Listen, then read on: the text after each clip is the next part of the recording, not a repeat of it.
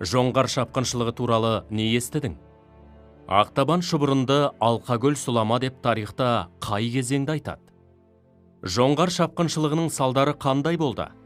Сұрақтарға жауап беруге тырысайық. Жоңғар шапқыншылығы туралы не естідің? 18 ғасырда жоңғарлардың Қазақ хандығына шапқыншылық жасауының бірнеше себебі болды.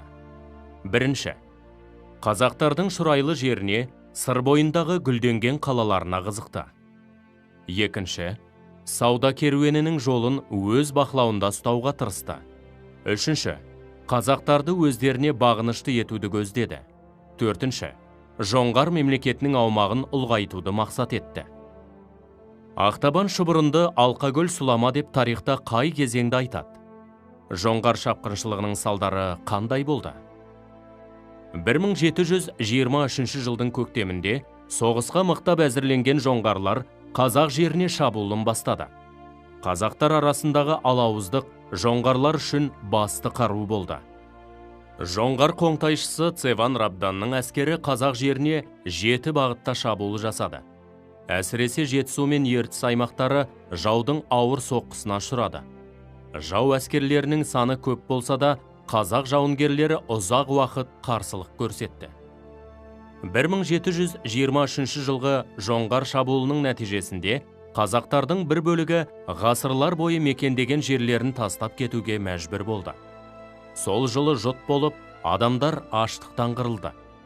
Осы аласапыран жылдар Ақтабан шұбырынды Алқакөл сұлама деген атпен тарихта қалды. Қазақтардың басынан өткерген қиындығы сол жылдар шыққан Елім-ай өлеңінде анық сипатталады. Елім-ай әні. Қара таудың басынан көш келеді, көшкен сайын бір тайлақ бос келеді. Ел жұртынан айырылған жаман екен, қара көзге мөлтілдеп жас келеді. Мына заман қай заман, бағы заман, баяғыдай болсашы тағы заман, атадан ұл, енеден қыз айырылды, көздің жасын көл қылып ағызамын.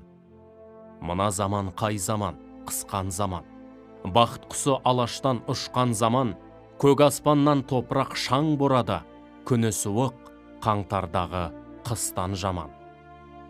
Жоңғар шапқыншылығының салдары қандай болды? Қазақтарға орасан зор ауыртпашылық әкелген шапқыншылықтың алғашқы кезеңінде жоңғарлардың жеңіске жету себептеріне тоқталып өтейік. Бірінші, Қытай билеушілермен бейбіт келісімге келіп, шығыстағы шекарасының қауіпсіздігіне қол жеткізді. Екінші, әскери қуаты өте мықты болып, мылтықтан басқа зеңбіректермен қаруланды. Үшінші, әскерінің саны жағынан қазақтардан асып түсті.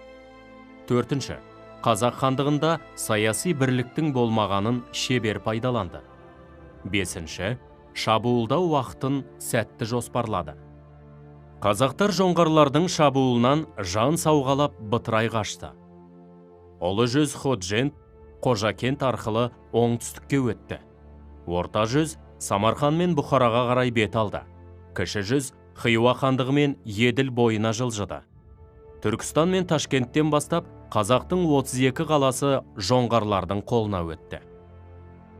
Қазақ халқының басына түскен нәубет жөнінде Шәкәрім Құдайбердіұлы былай дейді. 1723 жылы қазақ қалмақ болып жиылып соғысқанда, қалмақтың бастығы Цеван Рабдан қазақтың көбін қырып, қалғанын қуып жіберген. Сонда қазақтар аш-жалаңаш, жаяу шұбырып бір көлдің басына келіп, көлді айнала сулап жатыпты. Сонда бір ақсақал, балалар, адам басынан өткен жақсылықты қалай ұмытпаса, жаманшылық көргенінде солай ұмытпау керек. Біздің бұл көрген бейнетіміздің аты Ақтабан шұбырынды Алқакөл сұлама болсын, деп айтыпты.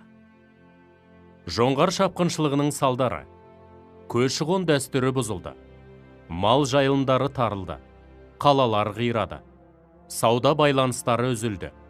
Халық туған жерін тастап кетуге мәжбүр болды. Халықтың көп бөлігі қырылды. Қазақтар тұтқынға түсті. Ашаршылыққа душар болды.